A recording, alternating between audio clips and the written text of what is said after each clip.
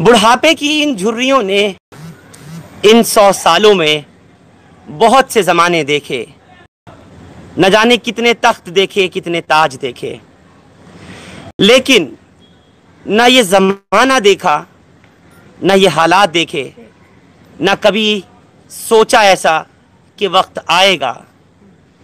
अपनी दास्तान ये झुर्रियाँ इनके चेहरे की, इनकी बुजुर्गी जो बयान कर रही है, वाकई रुला देने वाली है कि ये 100 साल की एक बुज़ुर्ग महिला रंजीत नगर में रहने वाली अपने 2 बेटों को खो चुकी हैं। एक बेटे की उम्र 70 साल और एक बेटे की उम्र 62 साल और एक पोता भी खो दिया। हाय, ये क्या ज़माना आया है इस कोविड-19 के नाम का कि जिसने बुज़ुर्गों को, नौजवानों को, बीमारों को, मजबूरों को, गरीबों को, अमीरों को, किसी को नहीं बख्शा।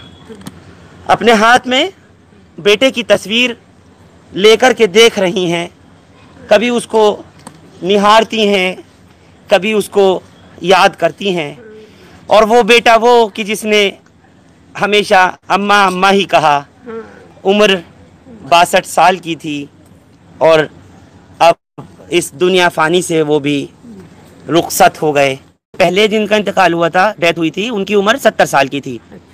तो आपके जो दोनों लड़के हैं आपके साथ में रहते थे? हाँ, मैं साथ में रहा।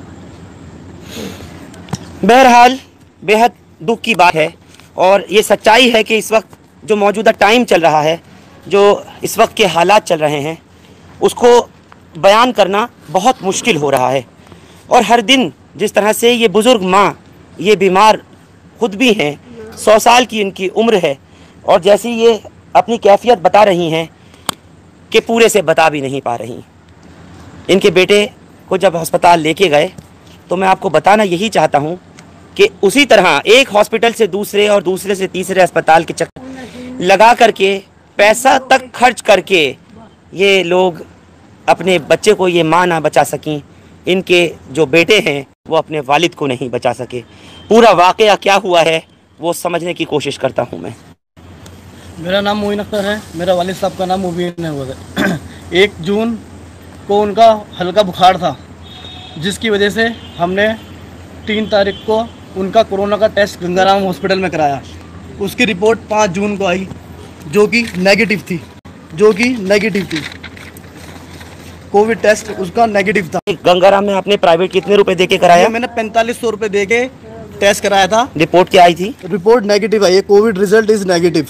अच्छा, 4500 देके जी। उसके बाद मैं पूरी दिल्ली में 16 घंटे घूमता रहा, अस्पतालों में दर दर घूमता रहा। मुझे सरकारी अस्पताल में भी बेड नहीं मिला, BL कपूर गया, वहाँ भी बेड नहीं मिला, गंगाराम में भी बेड नहीं मिला, सब जगह बोल दिया बेड नहीं है। फिर आखिरकार महाराजा अग्रसेन में भी मुझे बेड नहीं मिला। उसके साथ में एक MGS हॉस्पिटल है जो कि रोहतक रोड पर है, यही पंजाबी बाग के पास। रोड पंजाबी बाग में ये MGS हॉस्पिटल है। दिखाएं इधर जी। फिर क्या हुआ? 5 जून को जब मैं उनको लेके गया, उन्होंने कहा कराना, कोरोना का टेस्ट आपने करा रखा है? मैंने कहा जी मैंने कोरोना का टेस्ट करा रखा गंगाराम में। वो रिजल्ट उनका कोरोना का जो है नेगेटिव है। उन्होंने एडमिट कर लिया। 6 तारीख को जब पापा को एडमिट किया हुआ था ICU में, उनको रात को फ़ोन आया हमारे घर पे कि बेटा जल्दी आ जाओ, मेरी तबीयत ठीक नहीं है। किसने बोला? पापा ने फ़ोन करके बुलाया, मेरी तबीयत ठीक नहीं है। और हम भागते हुए जल्दी से इसी MGS अस्पताल पंजाबी बाग में आपने कराया था? जी, MGS हॉस्पिटल में। ठीक। जब 6 तारीख को पापा का रात को फ़ोन आया तो हम जल्दी से हॉस्पिटल गए, पापा से मिले। पापा ने कहा मेरी तबीयत ठीक नहीं है और मुझे जल्दी से यहाँ से निकाल लो। ICU के डॉक्टर जल्दी से आया और मुझे पापा से सही से बात भी नहीं करने दी और मुझे ICU से बाहर ले गया। मुझे उसने ये कहा कि आप यहाँ क्यों आए हो बिना परमिशन के, जब तक हम यहाँ ना बुलाएं आप यहाँ मत आना, और आपके पापा ठीक हैं और धीरे धीरे ठीक होंगे। उन्होंने एक एक्सरे भी दिखाया, हमसे झूठ बोला कि आपके पापा ठीक हैं, जबकि वो ठीक नहीं थे। धीरे धीरे इनकी प्रॉब्लम बढ़ती गई और रोज़ हमसे यही बोलते गए। डॉक्टर अली नाम के थे, डॉक्टर दिनेश नाम, डॉक्टर नीतीश, सब डॉक्टर से मिलता था, सब ये बोलते थे धीरे धीरे ठीक होंगे। आपकी उम्र 30 साल है, उनकी 60 साल है, धीरे धीरे आपके पिताजी ठीक होंगे। यानी जो भी डॉक्टर आता था जिससे आपकी बात होती थी वो आपको तसल्लियाँ देते थे दिलासे देते थे, चले जाते थे। जी, सब झूठी दिलासा दे रहे थे। जिनके हाथ में ये केस था वो संजय शर्मा है, ये उनका नाम है। डॉक्टर थे? डॉक्टर संजय शर्मा। ठीक, फिर? कंसल्टेंट। मैं ये एक बार भी विजिट पे पापा को देखने नहीं आए, ये सीनियर डॉक्टर थे। मैं 10 तारीख को जब इनको नीचे मिला ओपीडी में, इन्होंने बड़ी मुश्किल से मेरी बात सुनी। इन्होंने ये कहा कि आपके पापा ठीक हैं, उनका इन्फेक्शन हमने कम कर दिया है, और इन्होंने मुझसे झूठ बोला कि कल हम इनको डिस्चार्ज कर देंगे। फिर इसी हॉस्पिटल की से मेरा एक बात हुई, उन्होंने कहा आप गलत इस हॉस्पिटल में फंस गए हो, आपके पापा की तो बिल्कुल तबीयत ठीक नहीं है। संजय शर्मा जिससे आप इलाज करा रहे हो ये तो मेडिसिन के डॉक्टर हैं, आपके पापा को तो चेस्ट में प्रॉब्लम है, आप डॉक्टर चेंज कराओ। संजय शर्मा इस केस को क्यों देख रहे हैं? अगर आपने नहीं चेंज कराया तो आप बहुत प्रॉब्लम में आ जाओगे। अच्छा, यानी 5 तारीख को आपने एडमिट कराया एमजीएम में, एमजीएस में, और उसके बाद फिर 6 तारीख को आपको उल्टी उनको प्रॉब्लम हुई जी। उन्होंने क्या शिकायत की थी? खाना वाना दिया था? नहीं, उन्होंने ये कहा कि मुझे पूरे दिन खाने नहीं दिया, पूरे दिन उन्होंने पानी पिलाया, और यहाँ कोई देखने नहीं आ रहा, कोई मुझे पूछने नहीं आ रहा। अलग मुझे इन्होंने वार्ड में रख रखा है, सब आपस में बात करते रहते हैं, मुझे कोई कुछ नहीं देखता है, कोई डॉक्टर यहाँ पे नहीं आता है। आपने पैसा कितना खर्च किया पूरे इलाज पर अब तक? पूरा इलाज पे ये 1,68,648 रुपए जो है हमने खर्च किए हैं। ये तो एमजीएस के हैं? एमजीएस के हैं। और उसके अलावा जो टोटल खर्च हुआ है सारा, आपने जो टेस्ट कराए हैं, 4500 रुपए का टेस्ट आपने RML किस हॉस्पिटल में कराया था? गंगाराम में। गंगाराम में मैंने टेस्ट कराया, कोविड का जो नेगेटिव आया था वो नेगेटिव आया था। अच्छा, उसके बाद फिर दोबारा से दूसरा टेस्ट, मतलब कोविड का ही टेस्ट दूसरे अस्पताल में हुआ है? कोविड का इन्होंने बिल बनाया है मगर टेस्ट नहीं किया। कितने का बिल बनाया? ये बिल बनाया है इन्होंने 10,000 का। कोविड टेस्ट का इन्होंने 10,000 का बिल बनाया है, और ये इन्होंने टेस्ट नहीं किया। अगर टेस्ट किया तो रिपोर्ट कहाँ है, और अगर टेस्ट भी किया है तो टेस्ट का जो रेट है गवर्नमेंट रेट, प्राइवेट हॉस्पिटल। ये कौन सी तारीख का है? ये है कि नाम है 6 जून का है, और 5 को मैंने एडमिट किया है। 5 को रिपोर्ट आई थी नेगेटिव की। जो आपने गंगाराम में कराया था वो आपने 5 को आपको रिपोर्ट आई थी 4500 की। जब आप एमजीएस में लेके गए हैं तो 6 जून को फिर से इन्होंने 10,000 की पर्ची काट दी, और आपको कहा गया कि हम कोरोना का फिर से टेस्ट करेंगे। हाँ। तो आप कह देते कि ये तो एक दिन पहले ही तो हुआ है। उन्होंने हमें बताया नहीं, उन्होंने बोला कि ये हम टेस्ट के नाम में जो है करते हैं, इसकी कोई हमें रिपोर्ट नहीं दी, कुछ इत्तला नहीं किया, कुछ भी नहीं बताया इस बारे में। और मैंने ये भी कहा कि ये तो 4500 का है, उन्होंने कहा यहाँ पे 10,000 का होता है। और फिर लास्ट में उन्होंने ये कहा कि उनका इलाज ठीक हो रहा है और ठीक वो हो जाएंगे। उसी हॉस्पिटल के एक आईसीयू के डॉक्टर से मैं 10 तारीख को मिला, तो उन्होंने पूरी हॉस्पिटल की पूरी मुझे दास्तान बताई खुल के। उन्होंने ये बताया कि इस हॉस्पिटल में जो आपका पिताजी का इलाज हो रहा है वो अभी तक बिल्कुल भी नहीं हुआ है। मतलब इलाज के नाम पे कुछ नहीं किया? कुछ नहीं हुआ। उसी हॉस्पिटल के एक डॉक्टर ने बताया, उन्होंने 6 दिन के अंदर उनकी प्रॉब्लम इतनी नहीं बढ़नी चाहिए थी जितनी इन्होंने बढ़ा दी। हाँ। सुबह 8 बजे तक आप रुको, मैं इनकी सारी रिपोर्ट पढ़ के आपको फाइनल बता दूंगा आप इस हॉस्पिटल में आपको इलाज कराना है या नहीं कराना। संजय शर्मा जो आपके सीनियर डॉक्टर हैं उन्होंने आपसे कुछ नहीं कहा। मैंने कहा जी वो अभी मुझे शाम को मिले थे 4 घंटे पहले, उन्होंने ये कहा कि आपके पापा ठीक है, कल हम डिस्चार्ज कर देंगे। डॉक्टर ने कहा उनकी तो डिस्चार्ज की कंडीशन ही नहीं, उनकी तो बहुत सीरियस कंडीशन है। इस कंडीशन तो मैं तो उनको आना ही नहीं चाहिए था जिस कंडीशन में वो यहाँ तक पहुँच गए।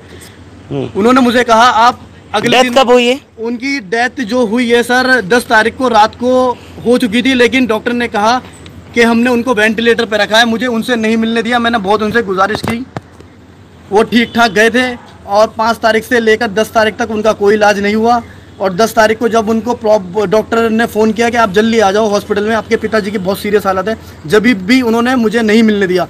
11 तारीख को उन्होंने संजय शर्मा डॉक्टर आए और हमारे साथ एक फिल्मी व्यवहार किया, जो फिल्मों में एक शॉट दिखाया था फिल्म गब्बर में, कि हमें आईसीयू में बुलाया और सब लोग इधर उधर भाग रहे थे। कोई पापा की चेस्ट को प्रेस कर रहा था, कोई बैटरी डाल रहा था, कोई इंजेक्शन दे रहा था, कोई दवाई दे रहा था। हमें दिखा रहे थे कि हम कोशिश कर रहे हैं, बार बार पर्दा इधर कर रहे हैं, हमें फेस दिखा रहे हैं बार बार। मैंने सीनियर डॉक्टर से कहा सर आप भी कोशिश करो, उन्होंने बोला हमने तो कोशिश कर ली। आखिर में उन्होंने सांस अपनी छोड़ दी। और संजय शर्मा एक बार भी विजिट पे नहीं आए, और लास्ट टाइम भी उन्होंने उनको छू के नहीं देखा, उन्होंने बिल्कुल भी कोशिश नहीं की। उन्होंने ये कहा मैंने कोशिश कर ली जो करनी थी, अब जो मैं कर रहा हूँ वही वो करेंगे।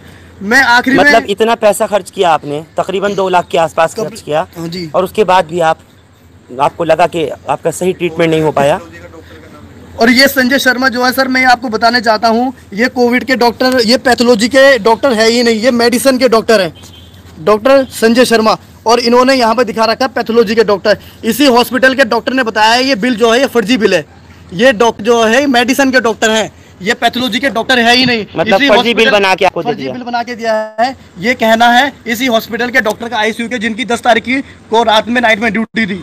मैं सर यही चाहता हूँ कि जो मेरे पापा जो गए थे अपने पैरों पे गए थे और जो है वो ठीक ठाक का कोई उनका इलाज नहीं हुआ। इन्होंने हमारे साथ बहुत गलत व्यवहार किया है। मैं चाहता हूँ इस हॉस्पिटल के खिलाफ और संजय शर्मा के खिलाफ सख्त से सख्त कार्रवाई की जाए। इन हॉस्पिटल के खिलाफ, संजय शर्मा के खिलाफ FIR लॉन्च होनी चाहिए। जो हमारे साथ हुआ है वो किसी और के साथ ना हो। बस मैं यही चाहता हूँ आपसे कि इनके खिलाफ सख्त से सख्त कार्रवाई हो और मेरी आवाज़ को बहुत ऊंचे दर्जे तक पहुँचाया जाए। आप लोगों ने सुनी इनकी पूरी दास्तान और किस तरह की बेबसी अपनी बयान कर रहे हैं कि लगभग 2 लाख के आसपास खर्च भी किया, टेस्ट भी कराए, और अस्पतालों की आप मनमानी देखिए कि किस तरीके की स्थिति है। ये चाहते हुए भी कि किस तरह से पैसे खर्च करके हम जान बचा सकें, नहीं कर पा रहे। ये हालात हैं इस वक्त राजधानी दिल्ली के। इतना पैसा खर्च करने के बाद, अस्पतालों की ठोकरें खाने के बाद, एक अस्पताल से दूसरे अस्पताल टक्कर लगाने के बाद बाप को नहीं बचा सके। और जिस हॉस्पिटल MGS जो ये नाम बता रहे हैं पंजाबी बाग का, वहाँ ही डॉक्टरों ने किस तरीके का व्यवहार किया। 2 दिन पहले सर गंगाराम अस्पताल में इन्होंने टेस्ट कराया 4500 रुपये का कोविड का। अगले दिन जब ये जाते हैं MGS अस्पताल में तो उस हॉस्पिटल ने फिर से 10,000 का बिल बना दिया कोविड टेस्ट के नाम पर। आखिर हो क्या रहा है?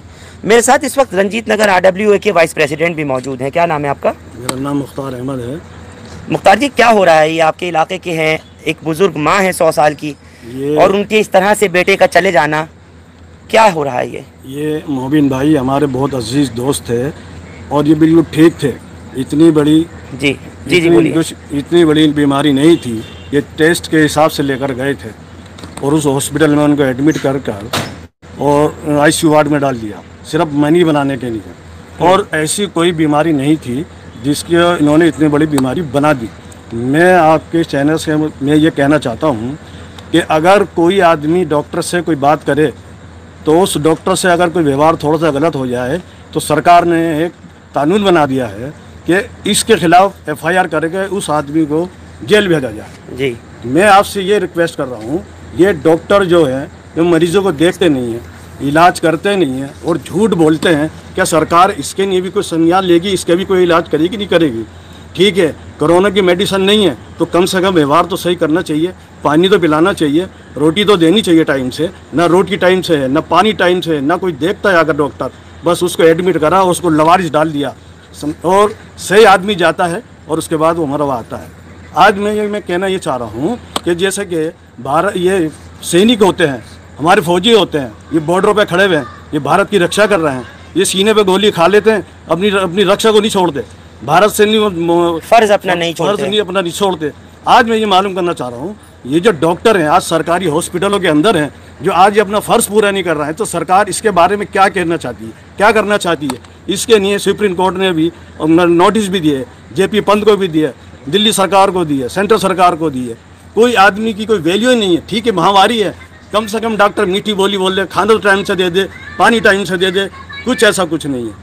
बस जो चल रहा है अल्लाह भरोसे चल रहा है, जिंदा जाता है मरा हुआ आता है। ये भी इतने अस्पतालों में गए, कभी कहीं ने जवाब कोई मुतमईन नहीं हो पाया। ये भी सरकारी अस्पतालों में सब में गए, गाड़ी में उठाए फिरे, किसी ने कुछ नहीं लिया। अब सरकार प्राइवेट में जाते हैं, वो मनी बनाने के लिए वो ले लेते हैं और उसकी वो भी देखभाल नहीं करते, पैसा बनाने के लिए पैसा बना लेते हैं, उल्टी सीधी रिपोर्ट दे देते हैं।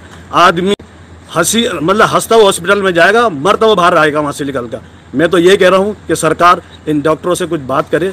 जैसे कि केजरीवाल साहब को जो है कोरोना का वो आया था, उनका 2 घंटे में रिपोर्ट आ गई, उनके 6 घंटे में, हाँ 6 घंटे में उनकी रिपोर्ट आ गई। मैं ये मालूम करना चाह रहा हूँ सरकारों से, क्या और कोई आदमी की वैल्यू नहीं है? क्या VIP की वैल्यू है? या VIP का इलाज होगा? ये डॉक्टर VIP के लिए है, आम जनता के लिए नहीं है, लोगों के स्वास्थ्य के लिए नहीं है? क्या किस लिए है? ये सरकार हॉस्पिटल क्यों बनाए? अरबों खरबों रुपये क्यों खर्च होता है? ये क्या है? ये इसके लिए क्या संज्ञान लेगी सरकार? क्या करेगी? ये कुछ नहीं लेगी, इसके लिए भी कोर्ट ही लेगी। हमें पता है कि कोर्ट इसका कोई ना कोई फैसला करेगी। क्यों डॉक्टर अपनी ड्यूटी पूरी नहीं निभा रहा? क्यों नहीं लोगों को स्वास्थ्य मरने के बाद भी उसको नहीं बताते कि तुम्हारा आदमी मर गया? 3-3, 4-4 दिन, 5-5 दिन मोचरी के चक्कर काटते हैं लोग, तब भी बॉडी नहीं मिलती, बॉडी बदल देते हैं।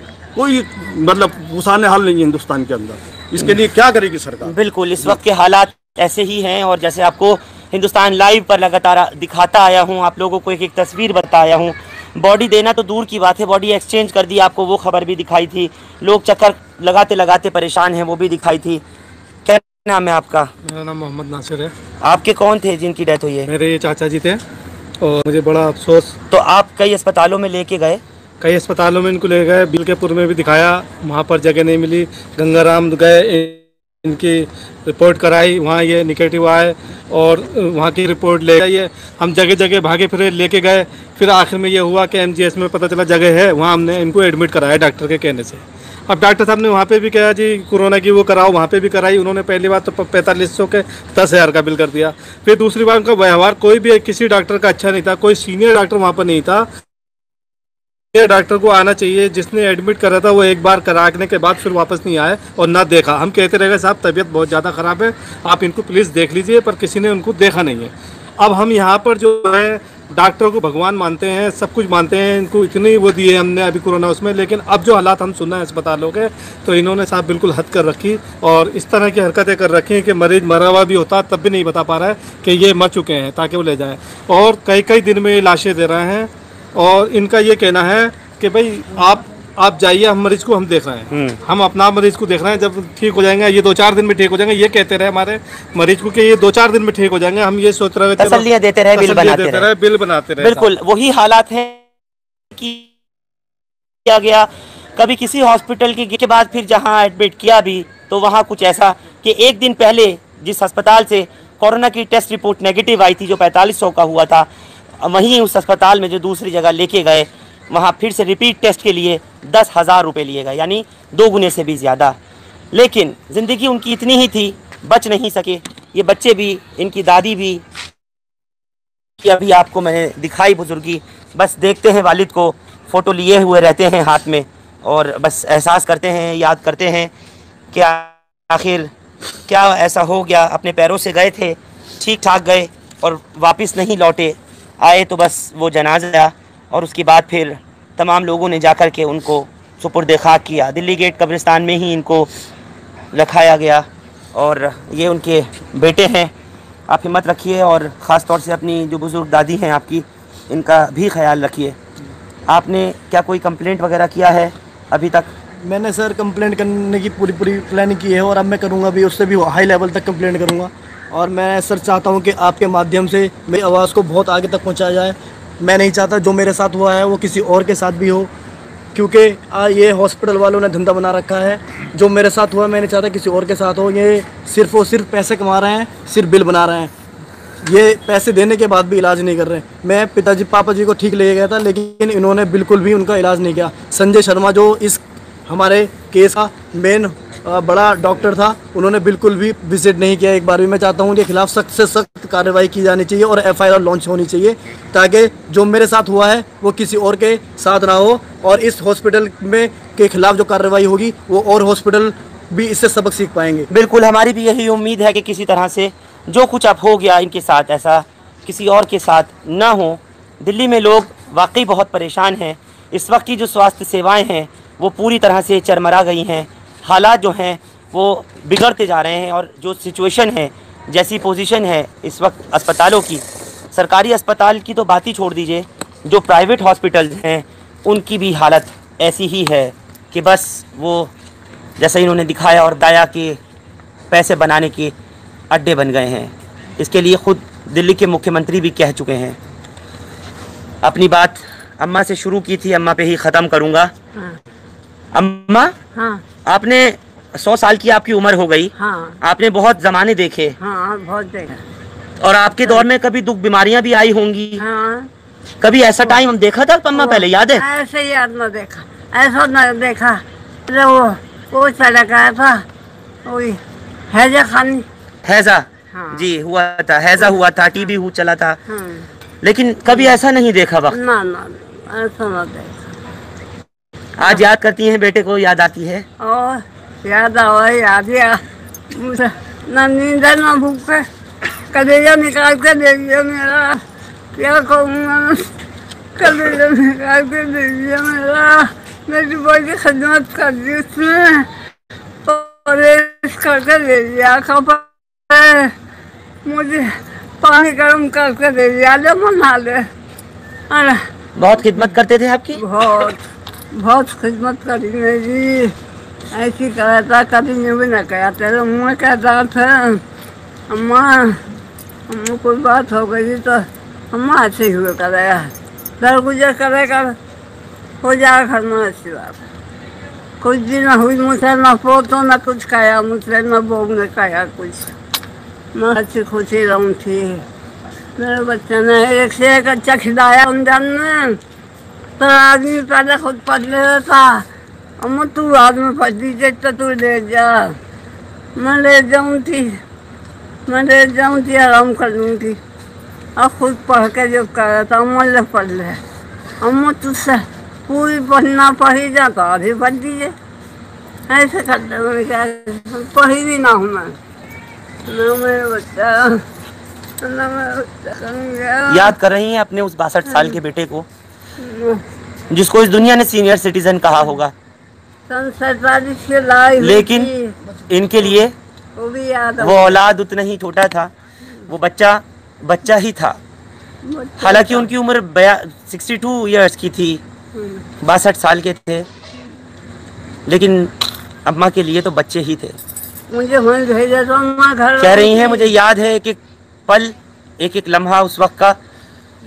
कहती हैं कि मैंने 1947 का वक्त भी देखा है, लेकिन ऐसे हालात नहीं देखे जैसे अब देखे हैं। बेटे को खोने का गम और ये बुजुर्गी, 5 साल ये लाचारगी कपड़े बहुत कुछ बयान कर रही है। 1000 रुपये भेजे मुझे। दिल्ली में इस तरह के केसेस 1-2 नहीं, 3-4 नहीं, अब हज़ारों होने लगे हैं। सरकारी तौर पर जो आज आंकड़ा आया है दिल्ली सरकार का, उसमें 1300 के आसपास बताए गए हैं कि अब तक मरने वालों की तादाद कोविड की हो चुकी है।